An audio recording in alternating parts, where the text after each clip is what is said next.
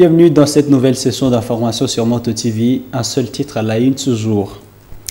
Un calme apparent s'est observé ce vendredi 10 février dans la cité des Saké après une journée agitée de jeudi 9 février 2023. L'armée loyaliste indique avoir maîtrisé la situation dans la zone. Elle appelle la population à ne pas céder aux rumeurs, plutôt avoir confiance à son armée. Voilà tout pour les titres.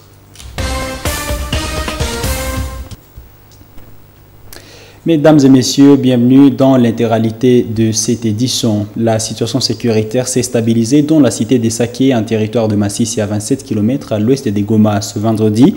Après une journée tumultueuse de jeudi, les FARDC ont maîtrisé la situation et contrôlent la zone après une tentative des rebelles du M23 sur Saké. Le porte-parole du gouverneur militaire du Nord Kivu appelle la population de cette province à avoir confiance à son armée qui fait de son mieux pour contenir la situation. Le lieutenant-colonel Ndike Kaiko prévient que l'ennemi a envahi les réseaux sociaux et créé de la terreur dans les chefs de la population.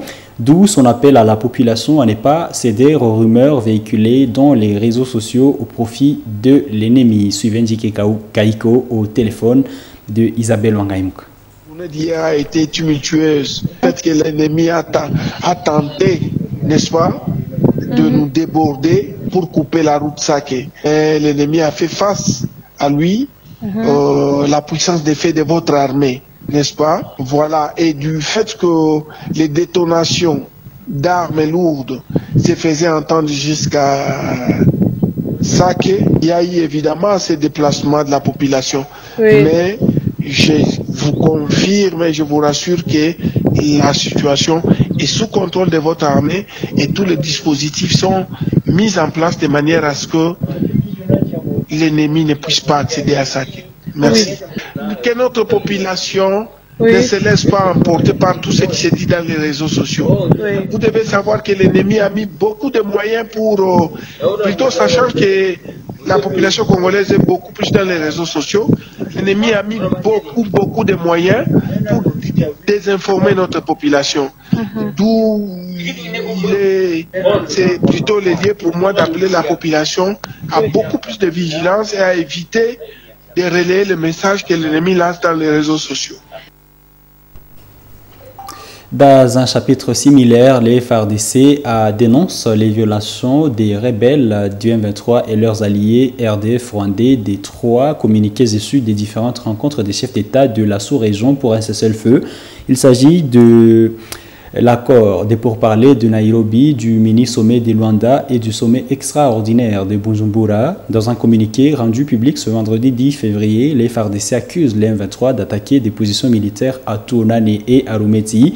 Le colonel Guillaume Ndike Kaiko, porte-parole du gouverneur, atteste que l'hélicoptère de la MONUSCO était attaqué par les mêmes rebelles, les FARDC, lance alors un appel à la communauté internationale et à la communauté des États de l'Afrique de l'Est à constater ces violations. Suivez. Les forces armées de la République démocratique du Congo dénoncent les violations à répétition par l'armée rwandaise et ses supplétifs de M23 du cessez-le-feu voulu par la déclaration finale des pourparlers de Nairobi, du communiqué final du mini-sommet de Luanda et du communiqué du 5 février 2023 à Bujumbura. Les dernières violations en date sont celles intervenues au lendemain du sommet extraordinaire des chefs d'État tenu à Bujumbura en date du 4 février 2023, où les M23/RDF ont attaqué le 5 février 2023 les positions des FARDC à Tounane dans les alentours de Karenga et à Rumeti sur les collines surplombant les cités de Kausha et Mushaki. Le 8 février 2023 à Kingi sur l'axe Lupango-Karenga. Le 9 février 2023 à Kingi.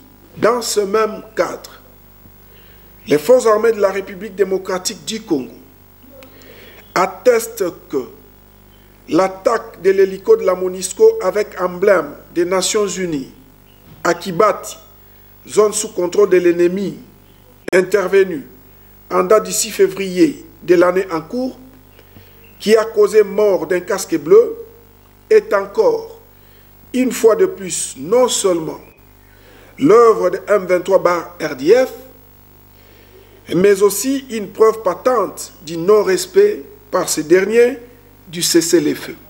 Vous vous souviendrez, par la même occasion, que le M23/RDF n'est pas à sa première attaque contre les militaires du maintien de la paix, car en date du 26 mars 2022, ces derniers avaient abattu un autre hélico de la MONUSCO dans le groupement Boussanza, causant ainsi la mort de 8 casques bleus. Ainsi donc, les forces armées de la République démocratique du Congo appellent la communauté internationale ainsi que la communauté des États d'Afrique de l'Est et EAC en sigle à constater ces violations flagrantes du cessez-le-feu par le M23/RDF afin de tirer toutes les conséquences y afférentes, tout en se réservant le droit de répondre à chaque tentative d'infiltration de ces lignes par le M23/RDF. Les forces armées de la République démocratique du Congo rassurent qu'elles demeurent respectueuses de toutes les résolutions prises par les chefs d'État de la communauté d'Afrique de l'Est à Nairobi, à Luanda et à Bujumbura, tendant à ramener la paix et la sécurité en République démocratique du Congo. Revenons à ville de Butembo. La manifestation organisée par ce vendredi 10 février en ville de Butembo par les militants de la lutte pour le changement Lucha pour protester contre la société ENK a été déjouée par les services de l'ordre. Ces militants de la Lucha ont été dispersés avant le début de leur manifestation. 19 parmi eux ont été interpellés et ont été conduits ensuite au camp militaire de Rwanda. Le mouvement Lutte pour le changement Lucha qualifie cette arrestation d'une violation, étant donné que la manifestation a été autorisée par les autorités urbaines. Indique Kasma Jean-Pierre, porte-parole de ce mouvement citoyen. En dépit de cette dispersion, les militants de la Lucha promettent poursuivre leur lutte pour exiger à la société ENK de trouver une solution au problème de délestage qui est à la base de plusieurs dégâts en ville de Butembo. Kasma Jean-Pierre est dans ce propos recueilli par Delphin Voyer. Depuis le début de cette année, nous sommes en train d'assister à des coupures intempestives avec le courant de ENK, le seul investisseur qui œuvre dans la ville de Butembo. Alors nous avons prévu une manifestation qui consistait à un meeting populaire au niveau du rond-point VGH. Nous avons respecté la loi, nous avons informé les autorités telles que l'exige la Constitution de la République démocratique du Congo et nous pensons avoir été en ordre avec la loi. Et subitement aujourd'hui, nous sommes réveillés, il y avait déjà un arsenal de policiers et de militaires au lieu indiqué pour la manifestation. Et comme nous ne nous reprochons de rien, nous sommes approchés du lieu pour commencer avec notre manifestation qui était très pacifique. Malheureusement, nos policiers qui seraient moins formés ont usé des tirs à balles réelles pour tenter de nous disperser. Et comme nous étions déterminés, nous sommes restés sur place et nous ont forcé de monter dans leur jeep en fouettant certains de nous et dont même un est hospitalisé au niveau de la lumière au centre de ville de Butembo. Voilà au moins la situation que nous avons vécue, que nous déplorons. Pour le moment, nous disons d'abord que le message est passé. Même s'il y a eu répression sanglante, je crois que ENK et les autorités ont compris qu'il y a quand même la population qui veut exprimer son indignation face aux coupures, face à la mauvaise qualité du courant d'ENK. Mais aussi, nous n'allons pas baisser les bras. Nous allons continuer à demander qu'ils nous soient rétablis dans nos droits parce que nous avons signé un contrat avec ENK selon lequel ENK nous fournit du courant régulièrement. Chaque 10 février de l'année, le monde célèbre la journée internationale de légumineuses. Cette journée a pour but d'offrir une occasion unique de sensibiliser le public sur l'intérêt de ces légumineuses et leur rôle dans les systèmes agroalimentaires. À l'occasion, Moto TV a fait un zoom sur le soja, une légumineuse habituellement consommée en ville de Butembo. Les marchands de ces légumineuses ont indiqué une difficulté dans la vente du soja suite à l'insécurité dans les milieux de provenance de ces légumineuses. Suivez les détails dans ce propos recueilli par Nelly Mungeshali et Mwamini Vihamba. Le soja est une légumineuse beaucoup consommée en ville de Butembo. Certains ménages consomment du soja comme des haricots, d'autres mélangent sa poudre dans les légumes et d'autres dans le thé. Une autre partie de la population extrait du lait de soja.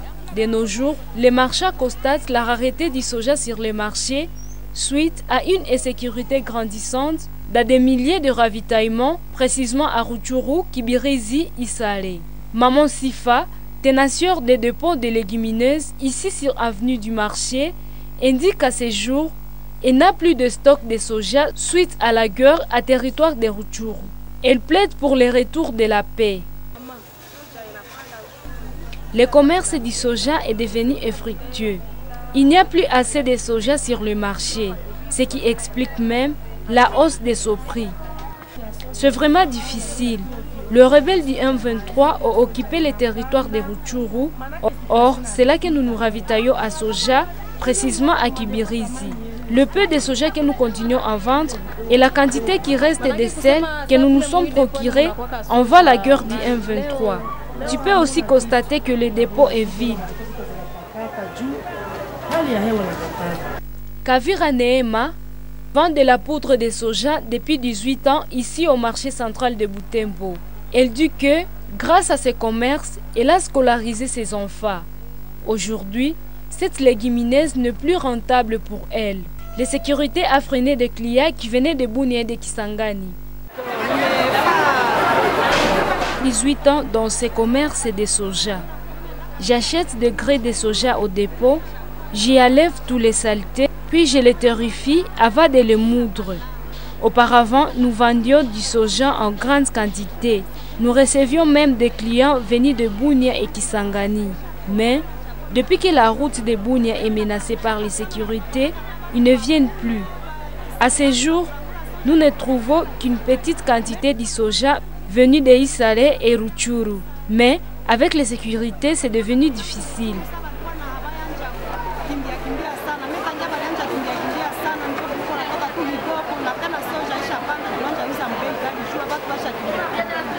Le prix du soja est revu à la hausse suite à sa rareté sur les marchés. Une mesure qui se vendait à 450-500 francs est passée à 700 francs. Le soja, cette légumineuse qui contient des éléments nutritifs tels que les glucides, les lipides et les protéines. Cette légumineuse est indispensable car elle intervient dans l'amélioration du mauvais cholestérol dans l'organisme humain, indique Tade Siaivehira, nutritionniste et diététicien de formation. Bien que le soja soit connu comme aliment correcteur, le nutritionniste Tade présente cependant quelques risques à l'organisme au cas où ce soja n'est pas bien traité. Nous vous convions de le suivre encore dans ce propos recueilli par Nelly Mungeshali et Mwamini Vihamba. Le soja, c'est une légumineuse de grande valeur nutritive qui comporte tous les nutriments. On parlait de nutriments, ce sont les éléments essentiels de l'alimentation. Nous avons 3 grands nutriments que nous recherchons dans tous les aliments. C'est vraiment incorporé effectivement dans le soja comme nous parlons légumineuses, précisément soja aujourd'hui. Et il y a 3 grands nutriments. D'abord le glucides qui sont des sucres que l'organisme humain utilise à 55%. Et il y a aussi le lipide, c'est-à-dire les huiles que l'organisme utilise à 30 à 35%. Effectivement aussi les protéines. Le soja lui-même exigeant parce qu'une fois vous préparez avec du soja non grillé, si on peut le dire, ça va vous demander un suivi, une surveillance permanente. Alors il faut faire bouillir cet aliment en mélange avec du soja pendant plus de 60 minutes. Parce que la soïne, il faut qu'il soit éliminé. Et c'est aussi thermolabile, donc ça disparaît avec aussi la température. Alors, si vous avez grillé vos soja, ça, il faut une surveillance de cuisson pendant 15 minutes seulement. Alors, il faut voir 60 minutes par rapport à 15 minutes, le choix est clair. Désormais, on encourage à ce qu'on puisse griller le soja avant de le moudre. Désormais, il faut prendre avec modération parce que quand vous prenez beaucoup, ça cause effectivement la diarrhée, c'est par rapport à cette soïne-là.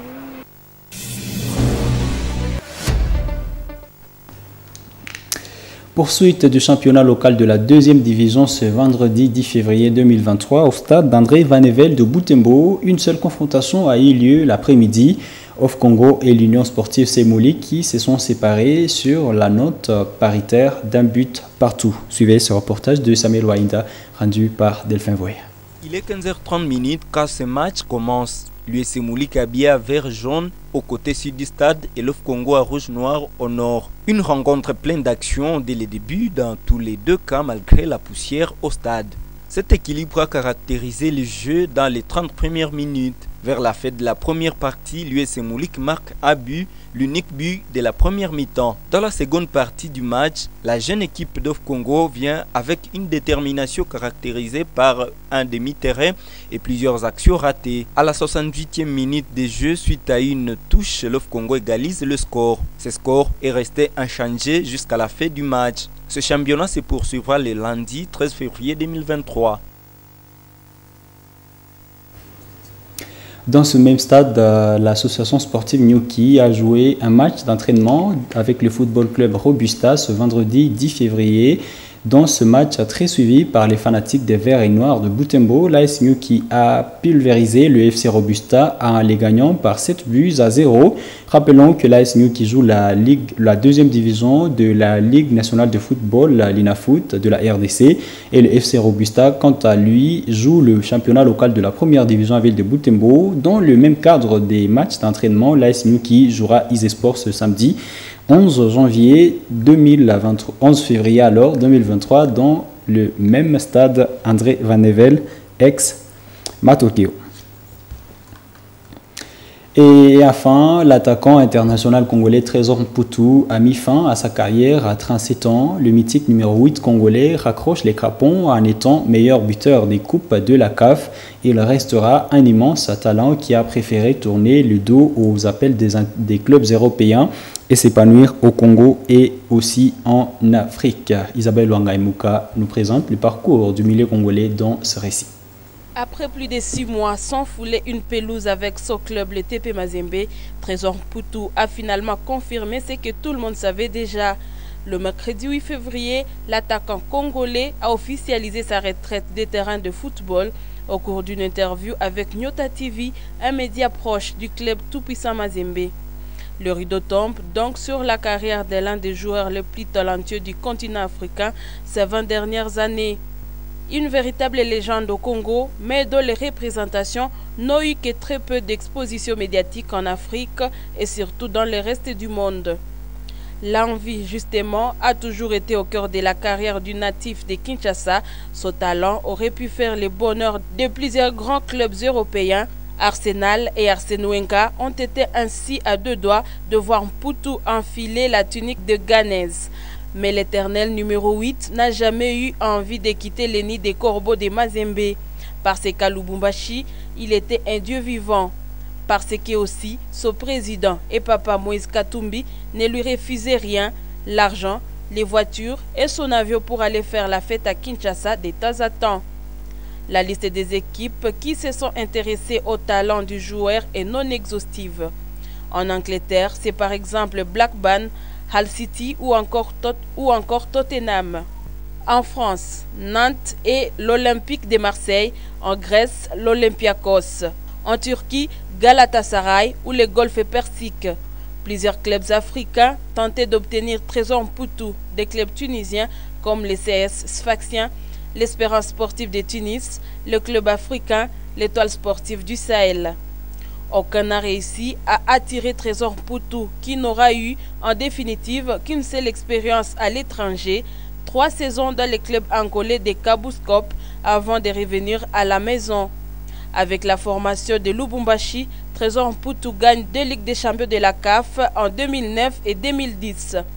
Une Coupe de la Confédération en 2017, 2 Super Coupes d'Afrique et les titres meilleur joueur évoluant sur les continents en 2009. Avec l'équipe nationale, l'aventure ne sera pas aussi belle.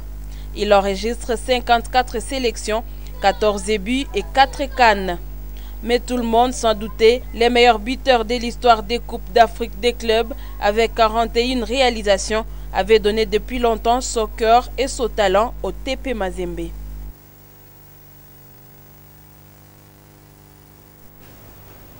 Bouclons cette édition par cette nouvelle. Après la visite d'inspection des 3 stades du pays par les experts de la CAF, le rapport s'en est suivi. La mauvaise nouvelle tant redoutée est tombée. La CAF n'a pas homologué un stade public en RDC, ni le stade Kibasa Maliba, encore moins le stade des Martyrs n'accueilleront les matchs internationaux. Seul le stade TP Mazembe, le stade Kamalondo de TP Mazembe de Lubumbashi a été jugé aux normes. Suivez des détails dans ce rendu de Kraskaniki. Les différents rapports des inspecteurs de la CAF étaient entendus, mais leurs enveloppes ne contiennent pas assez de bonnes nouvelles pour les amoureux du football congolais, car le stade des Martyrs de Kinshasa et le stade Kibasa Maliba de Lubumbashi n'ont pas reçu l'aval des délégués de la Confédération africaine de football. Après inspection des inspecteurs de la CAF et FIFA, les rapports suivants ont été relevés. Le gazon artificiel est approuvé car étant de la qualité requise par la FIFA. Le stade ne dispose pas de salle de soins. L'installation de sièges individuels pour les spectateurs n'a pas été faite correctement. Les toilettes dans un état catastrophique. Les installations sanitaires pour les spectateurs sont honteuses, ainsi que la propriété générale du stade. Les sièges individuels VIP ne répondent pas aux normes pour ce type de tribune. Le stade ne dispose pas de salle de conférence de presse. C'est ainsi que la CAF recommande la fermeture du stade des Martyrs pour rénovation majeure, tout en encourageant des entreprises expérimentées ayant fait leur preuve dans la construction et la rénovation des stades de football modernes et pouvant fournir des conseils techniques adéquats, un soutien à l'architecture et des conseils opérationnels pour effectuer les mises à niveau requises conformément aux exigences de la CAF. En particulier, le plan de rénovation du stade doit être basé sur une architecture moderne et design contemporain et des matériaux de haute qualité avec un plan de projet clair et des délais précis. En ce qui concerne le stade Kibasa Maliba de Lubumbashi, les experts de la CAF ont fait le rapport des constats accablants sur la pelouse. Après le passage de la délégation des inspecteurs de la CAF et FIFA, l'optimisme s'envole totalement suite au constat sur l'état de l'aire de jeu du stade. Selon les informations de Football RDC, plusieurs aspects techniques dont les sièges, les travaux de rénovation des vestiaires et des travées du stade ont été salués par les inspecteurs. Cependant, Lupopo n'a pas reçu de retours positifs pour la qualité de la pelouse. La pelouse synthétique importée n'a pas de certification de la FIFA. Le rapport de cette inspection aura comme incident la suspension de ce stade pour accueillir les matchs de la CAF. Le club de la RDC qui devrait jouer au stade des Martyrs jusqu'au 11 février prochain pour désigner un autre stade pour abriter leur rencontre à domicile. Il en est de même pour les équipes nationales de la RDC, commençant par les seniors qui joueront la Mauritanie le 20 mars prochain dans le cadre des éliminatoires à la CAN 2023.